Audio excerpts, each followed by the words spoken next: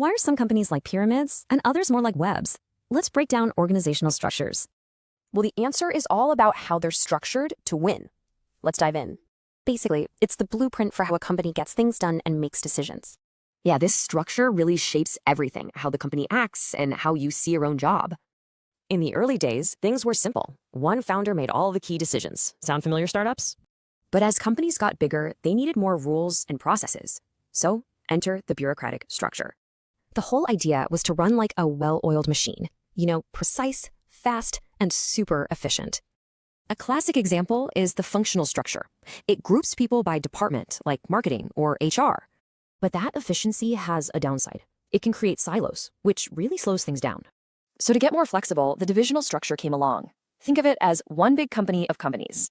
You could have divisions based on product, a specific region, or even the type of customer. And for even more complexity, you've got the matrix structure. This one's all about dual reporting. So you might report to a product manager and, say, the head of engineering at the same time. A great example of this in action is Starbucks. They use a matrix for their huge global operations. Lately, though, things are getting flatter and way more fluid. The old rigid pyramids are changing. We're seeing more team structures like at Whole Foods and flexible network models, like with H&M. Some companies are now almost completely virtual, existing as a massive online network. Just think of Amazon. Okay, so how do we make sense of all this? Well, a theorist named Henry Mintzberg gave us a framework. He identified 5 core parts, and how they interact defines the whole organization's shape and feel.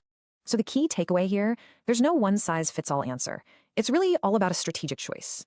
And here's a final thought. As work keeps changing, are these formal structures becoming obsolete?